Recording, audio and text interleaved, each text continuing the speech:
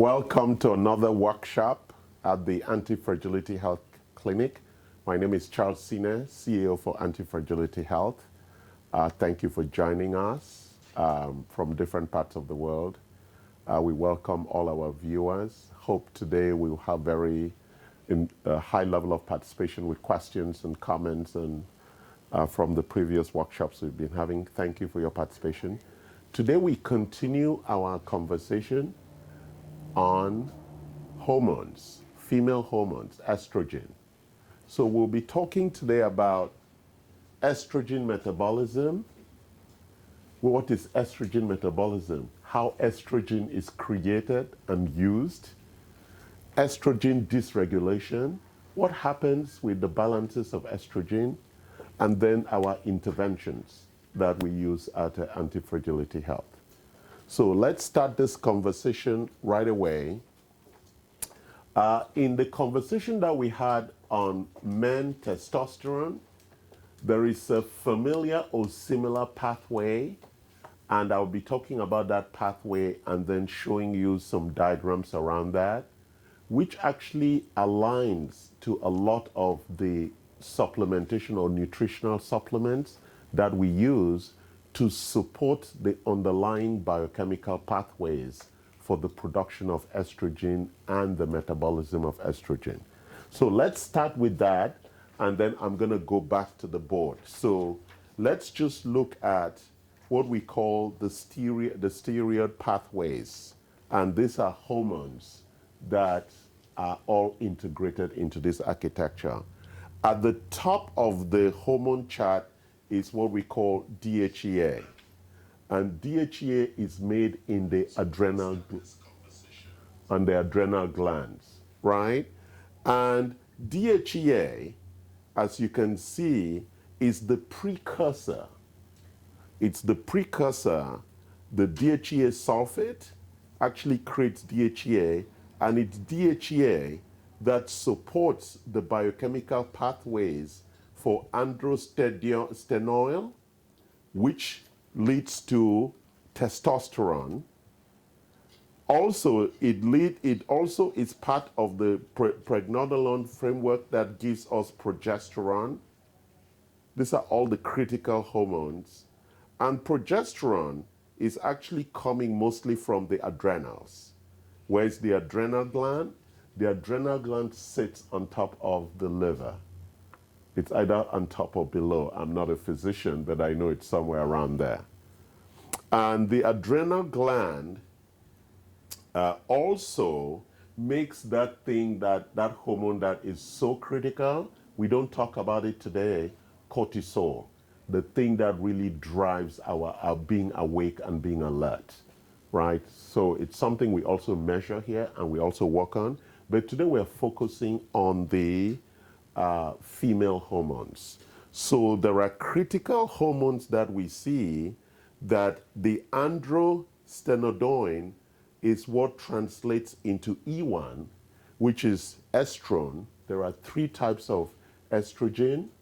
E1 is estrone, that comes from androstenedione. And then testosterone is really the main source for estradiol, which is the main estrogen, E2, which is also made in the ovaries. So it's a really complicated architecture, but you really need to understand why these three, and then estradiol, which is E3, is made from estradiol. So it's a very important chart. Can you make a copy of this so that everybody is going to have one? We already put it online. You can download that online on our Facebook Live to get access to it, okay? So let's go to metabolism.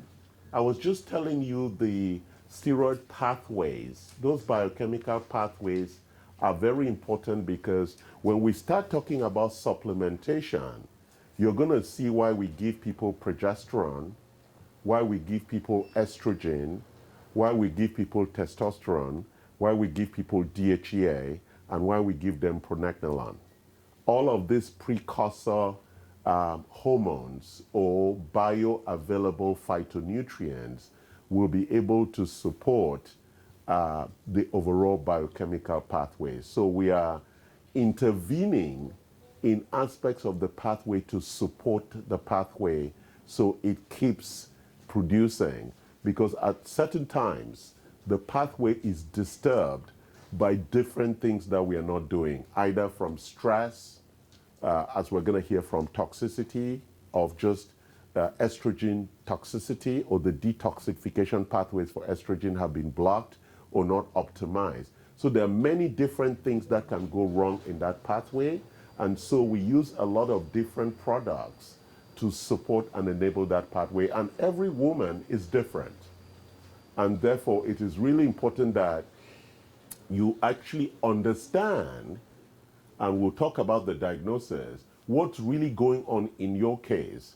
So you don't take what your friend is taking, because what may be wrong with you is different from what is wrong from your friend. So these are very complicated pathways, and it is important that you understand the pathway, and that when we intervene into the pathway, we're intervening to actually support that pathway appropriately.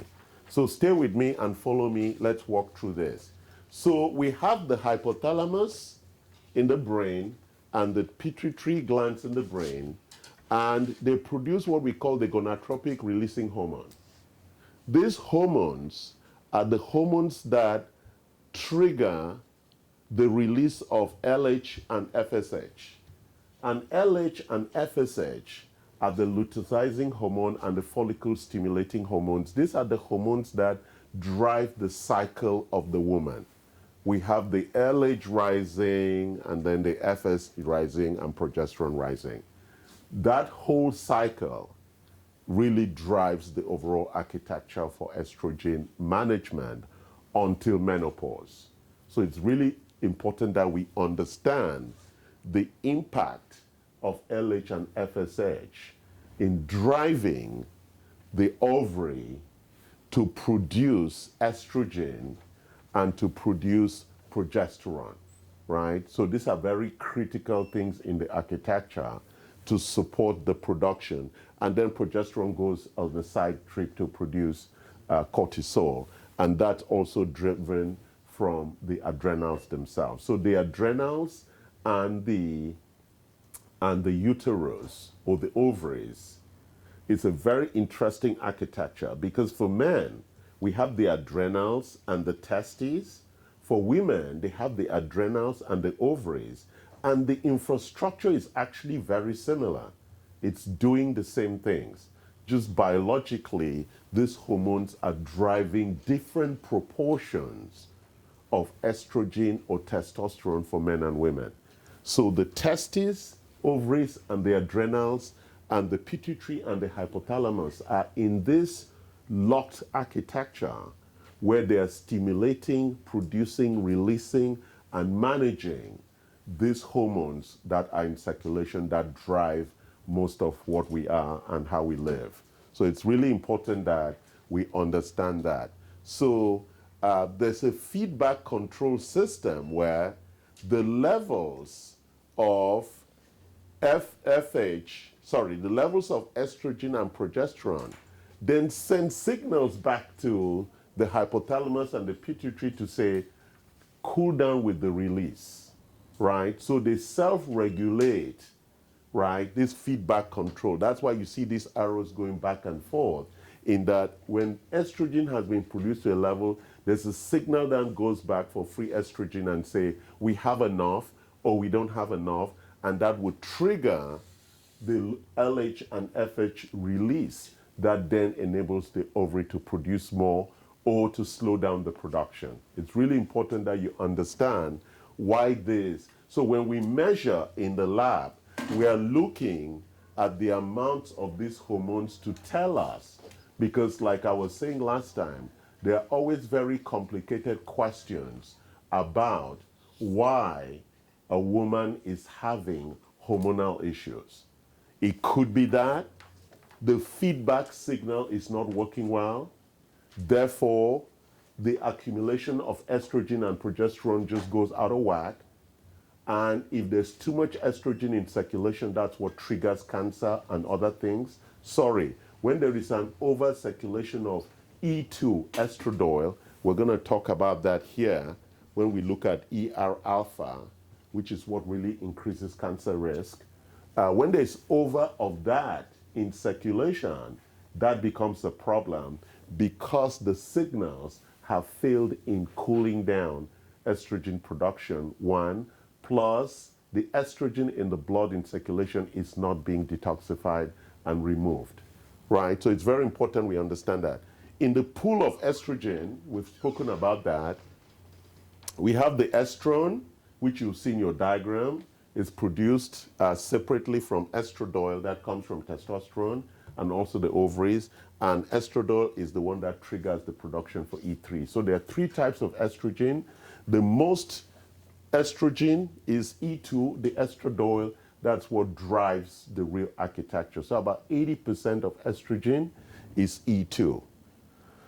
The sex hormone binding globulin, I showed in the workshop last week, is the one that regulates free estrogen, testosterone, and the dihydrotestosterone in the blood. So it's a feedback mechanism that is really very carefully managed. You know, one of the challenges about homeostasis, what is homeostasis? Is the equilibrium balance in the architecture of the biochemical pathways.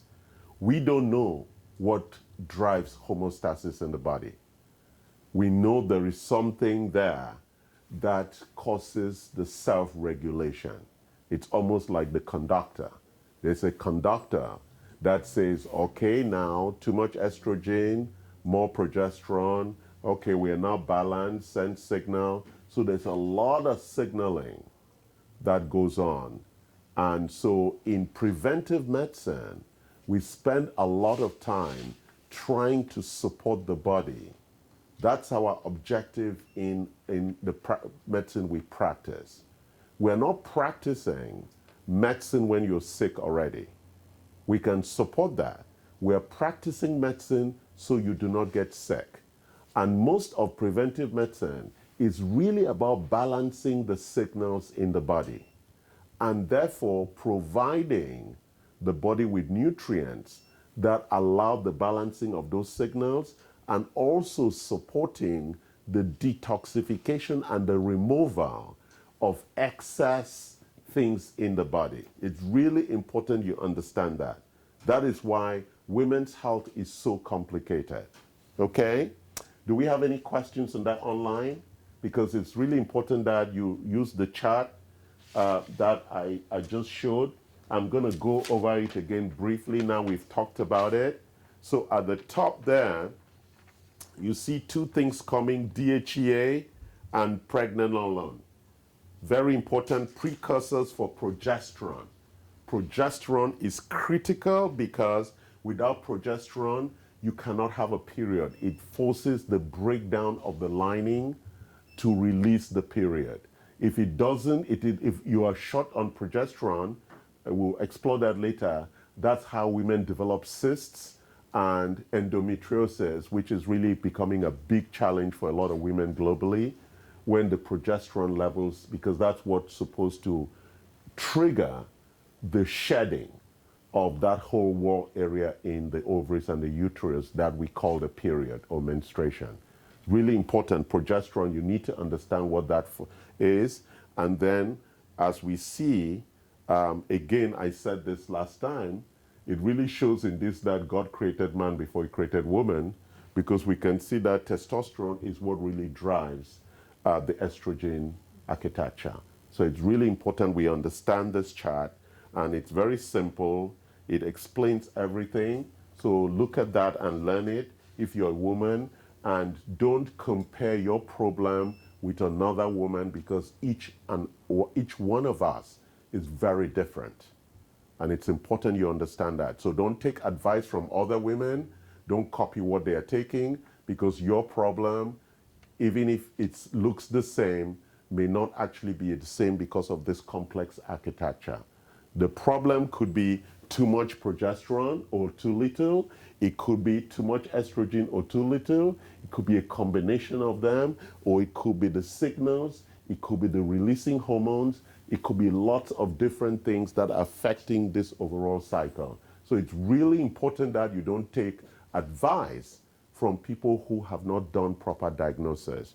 So this chart that you see comes from our urine analysis, which is the most superior analysis for hormonal analysis, not blood or saliva.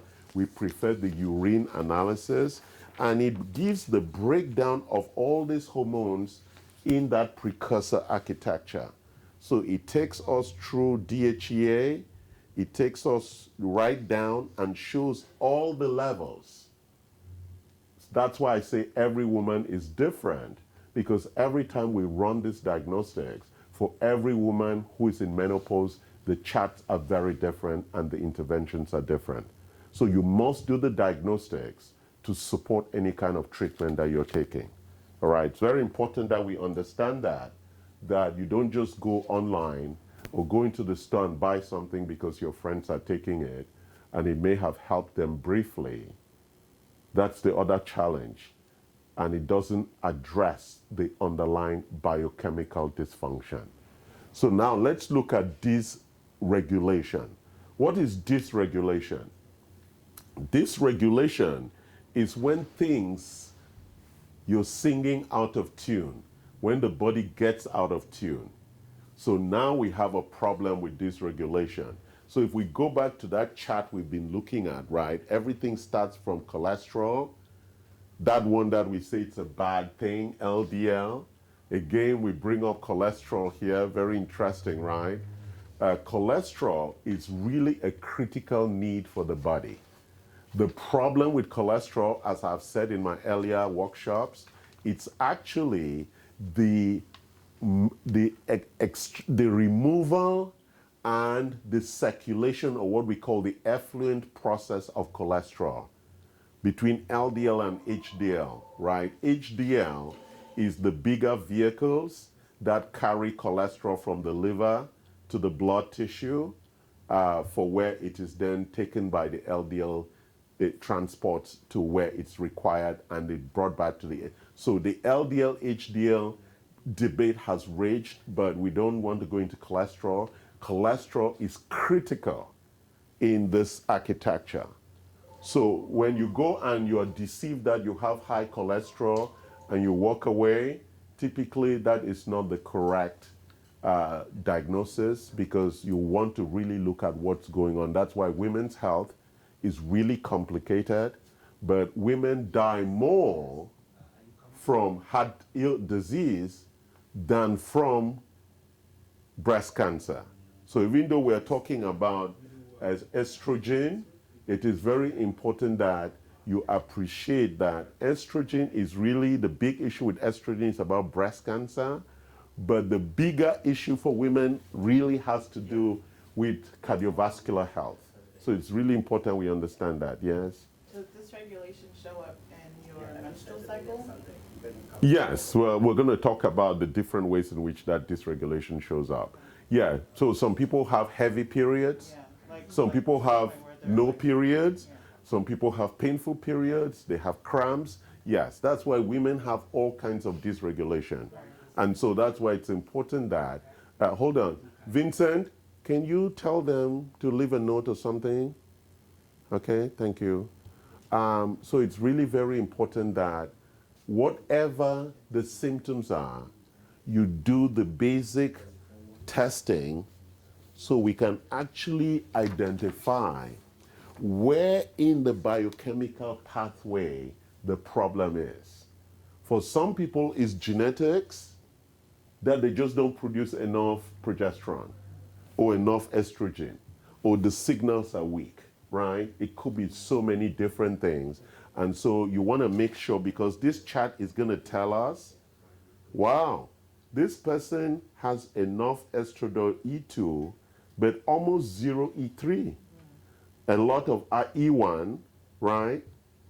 And then if you go back upstream, you see, oh, well, but these are precursors they have very low testosterone levels, and you see the critical line. So it begins to tell us where to intervene, right? It's really important that we run this. So this is called the Dutch test, and the Dutch test is a urine and saliva test, and it's taken over a whole 24-hour period, so it actually tracks your hormonal cycle on a daily basis to show us what's really going on. It's really important that you get those signals correct, because women's health is one of the most challenging issues that we serve here at the clinic. They're the sentinels of health, and so it's really important that we pay attention to this. So let's look at why does all of these things then accumulate or then have a lot of problems. So the only way in which the body removes these complex compounds is through detoxification. And the key detoxification pathway is the liver.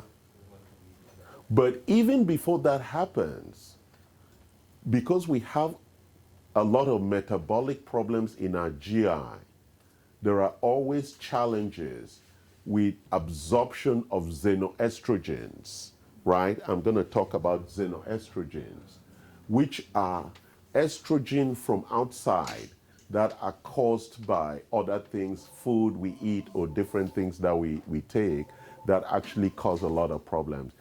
Do you want to help him at the front desk? Thank you, Catherine. Yeah, okay. So it's very important that we detox, because what detox does is that it provides us with what we call phase 1 and phase 2 detox support things. Let me give you an example. So when we look at our core support detox packages, detoxification is critical for a couple of reasons. Most of these chemicals are fat soluble. The only way the body can excrete things, they have to be water soluble. So we have to transfer these fat soluble hormones and all the other things to water soluble for extraction. That is really the key underlying engine for detoxification. So the enzymes and all the supporting nutrients that are required, sometimes the body runs out of them. That's why detox is so critical. And don't just do some stupid detox you read on the internet or something your friend did, because detox is a very dangerous process. If you just do some stupid process, you're going to get sick. Why? Because during the process of detoxification, you're releasing toxins and other what we call unstable elements into the bloodstream. And if you don't have the binding agents to bind for those things to then be extracted, you could get seriously sick. So don't follow some stupid detox program. We have provider support systems to take you through daily detox, which we provide in course support.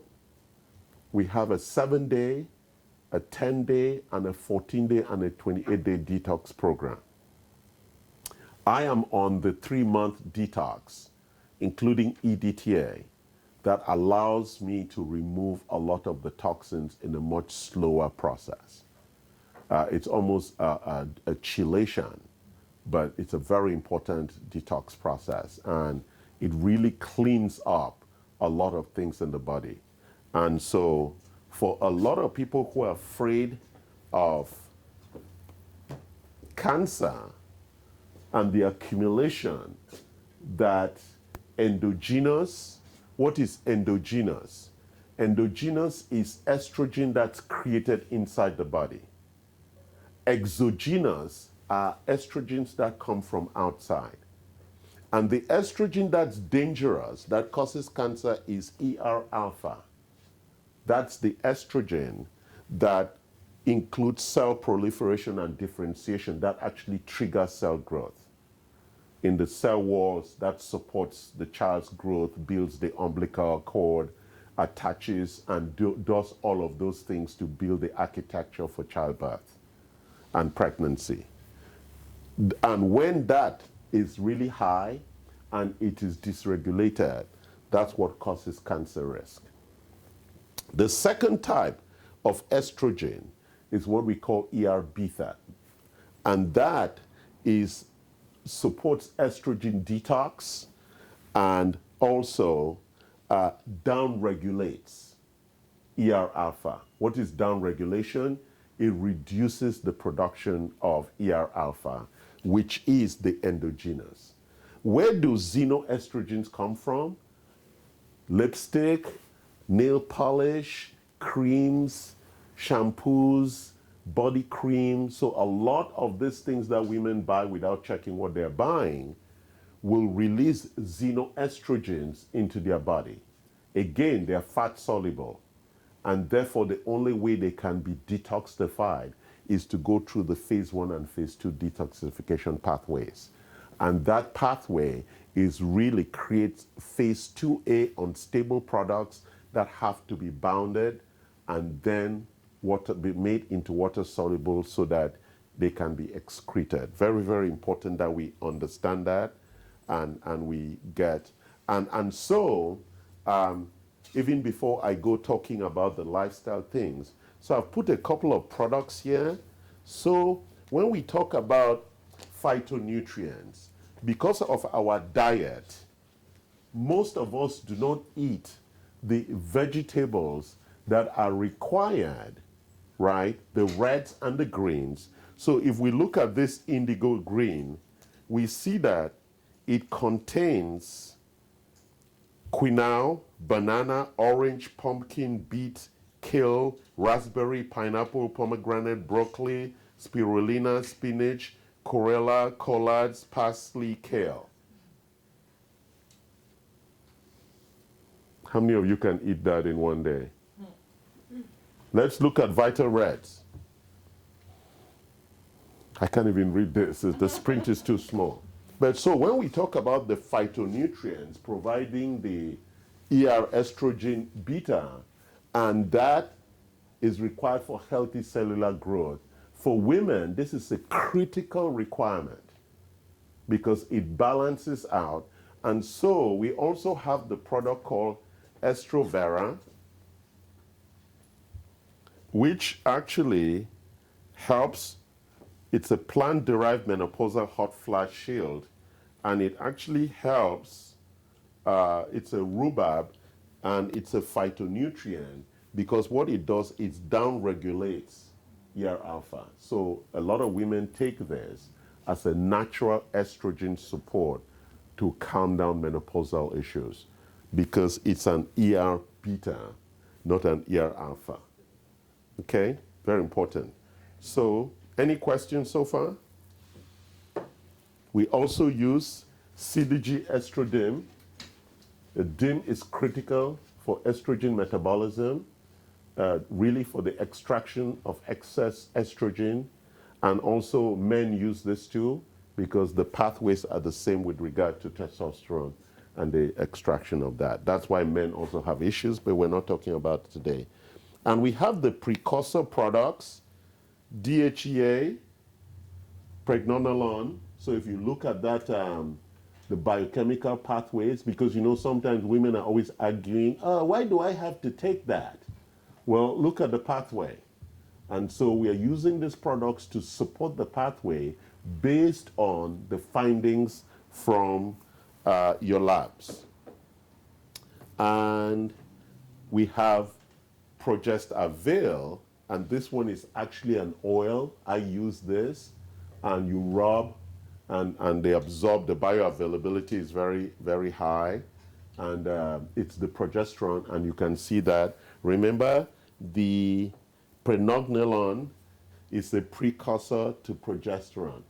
So if you look at the biochemical pathways, you'll see why you are using these phytonutrients to enable the pathways, right? And that's why you begin to understand.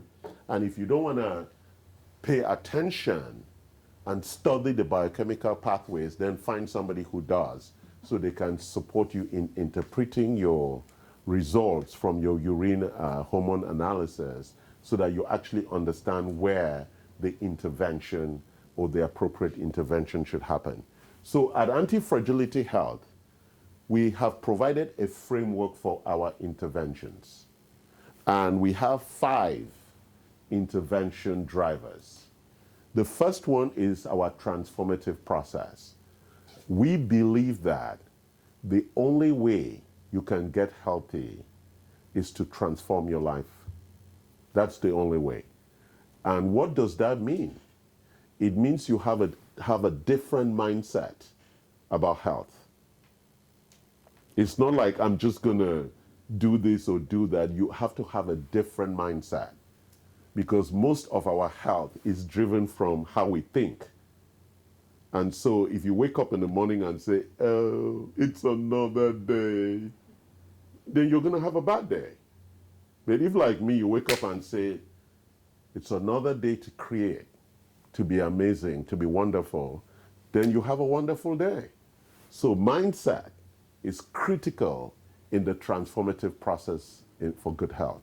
And so we take you through a 4-step process where we do discovery, and discovery involves the diagnostics, because without knowledge, we cannot actually build action and habits.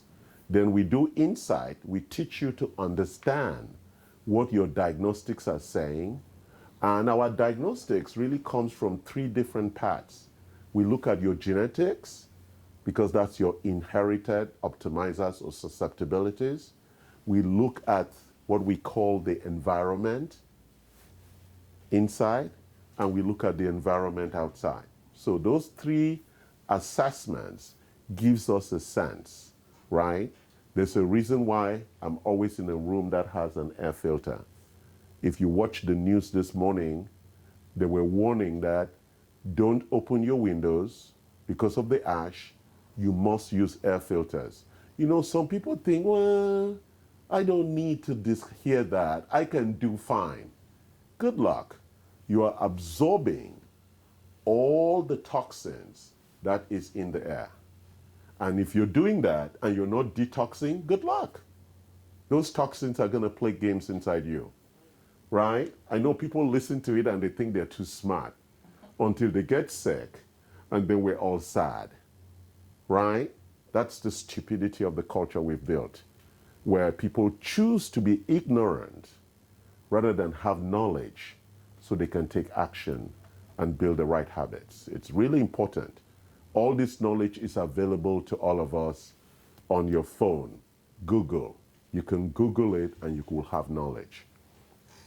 So transformation, I don't talk about change, I talk about transformation, because most people have the wrong mindset.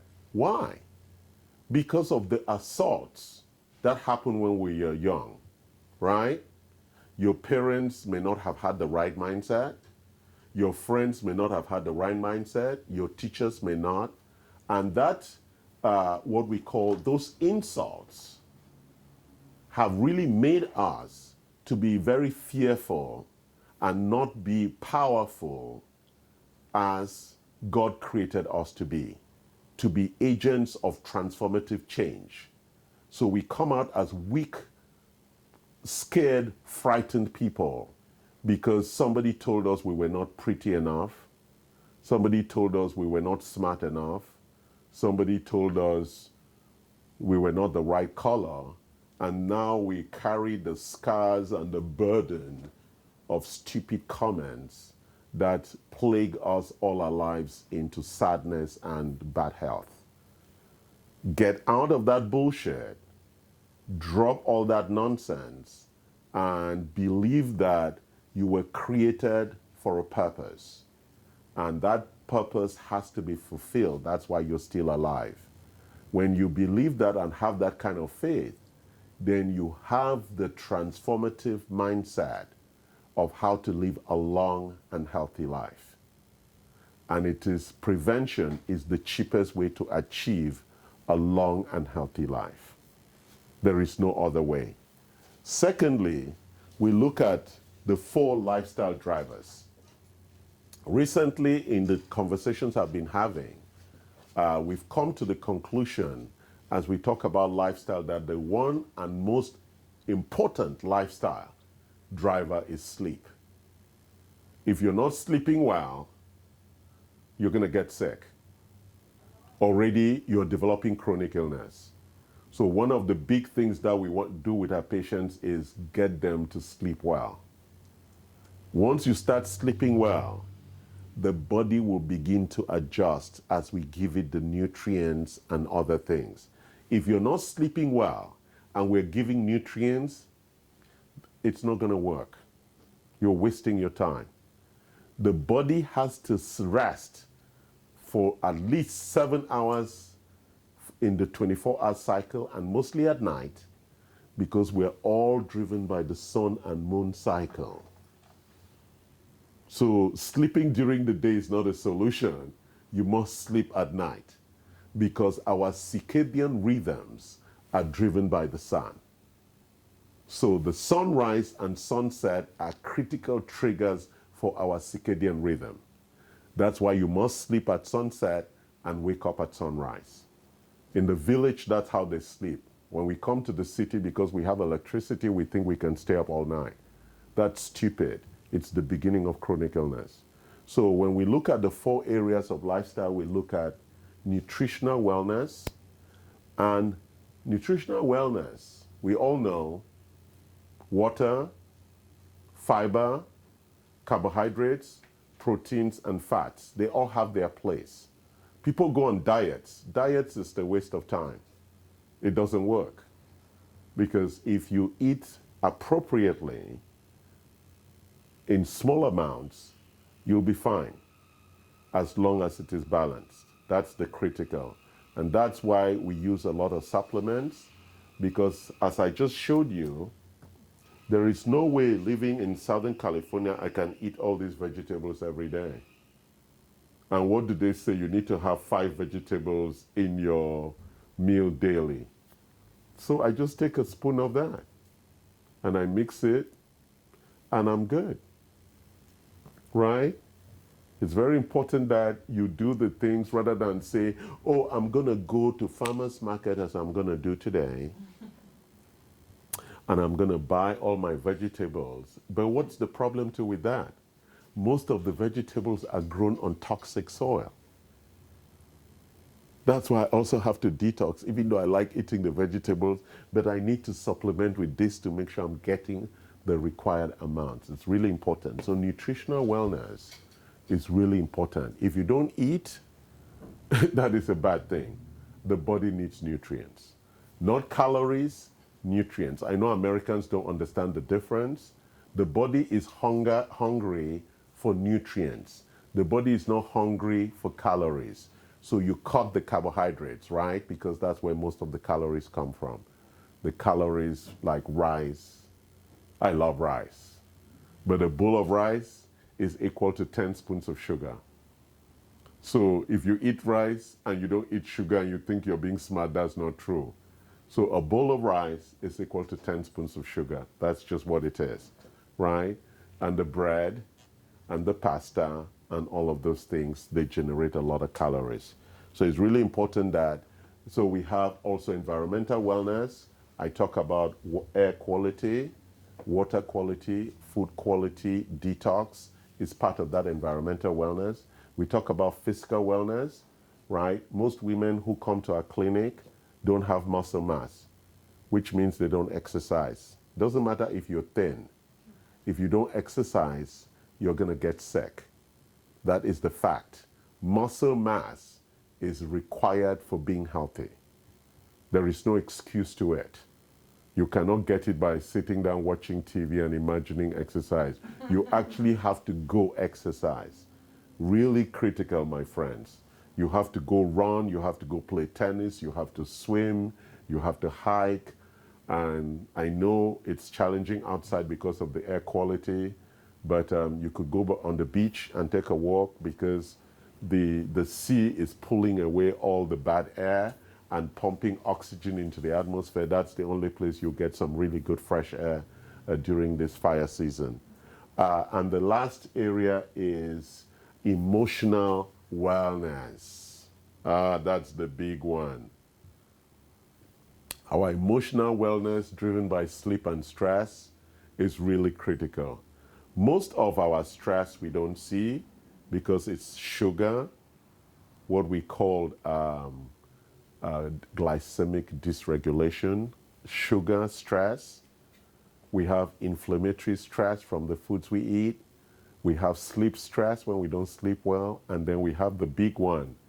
When we cannot buy the Louis Vuitton bag, we have the perceptive stress. That bag, I want to buy that bag. Yeah, well, it's not meant for you. If the bag is meant for you, the bag will come to you. You need to understand that. If the bag is not yours, the bag will go away. You can kill yourself if you don't want that, but the things that are yours cannot be taken. That's a deep belief that I believe in. The things that are mine are mine. Nobody can take them. So I don't need to be selfish with my stuff. And I don't need to worry about it because all I need to do is to show up every day and the things that are mine will come to me. And when you live that way, there is no stress. Life happens. And if I go to sleep and I don't wake up, then I'll be dead. And you're the ones who have to worry about that, burying me. Because I won't be here to worry about it. So why be stressed about dying? Because I'll be dead anyway, right? So it's silly when we go around being afraid, being stressed. You die, you're dead. It's not like you're dying and you're like, oh, I died. Why did I die? You die, you're gone. And we just have to now worry about disposing your body somewhere. Oh my God. Right? It's really important that we really look at the things that challenge us face to face and deal with them. So those are our lifestyle drivers. Then we come to the RDA, which is the required or recommended daily allowance. Again, when I go through this list that I have shared with you before, you're going to understand why you should be taking this. Because nobody can eat their way through what is recommended. It's not possible. And it's actually cheaper.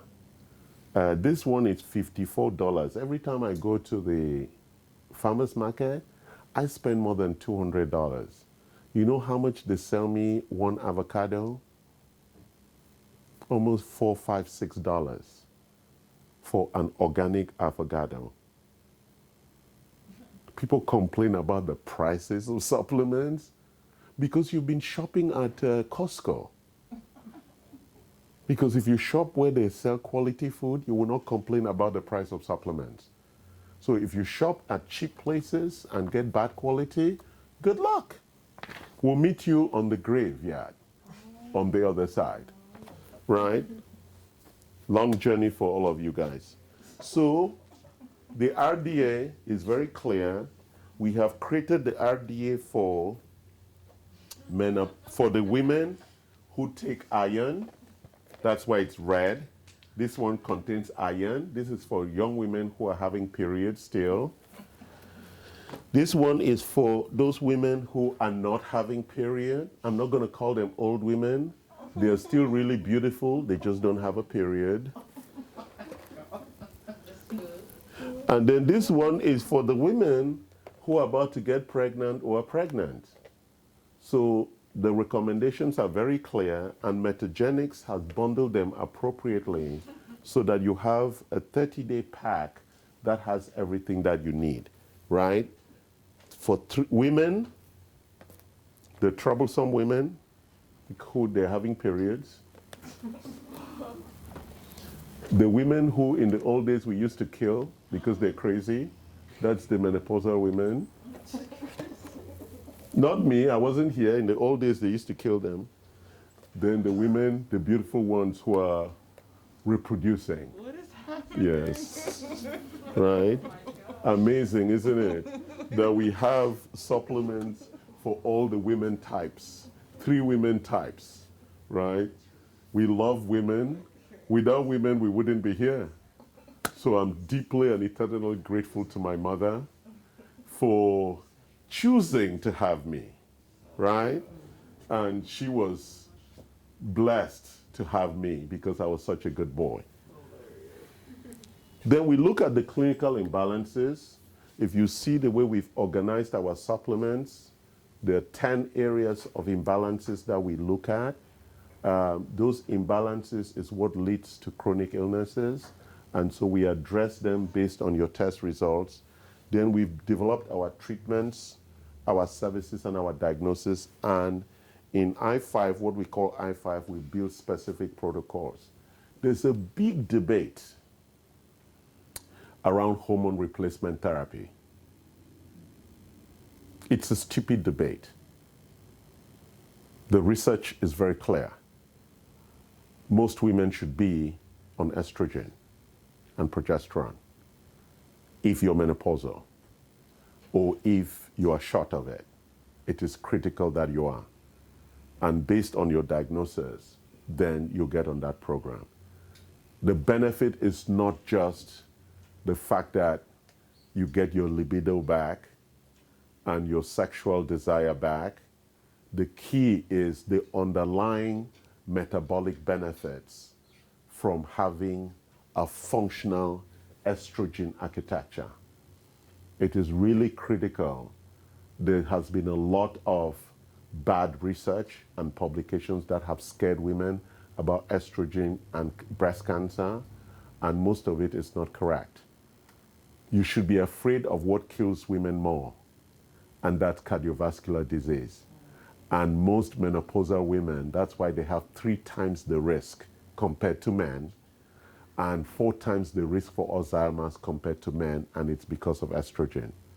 So if you're not fixing it, good luck. That was all I had for you today. Have a wonderful Saturday. Watch the video again and again and fall in love with me. Have a good day.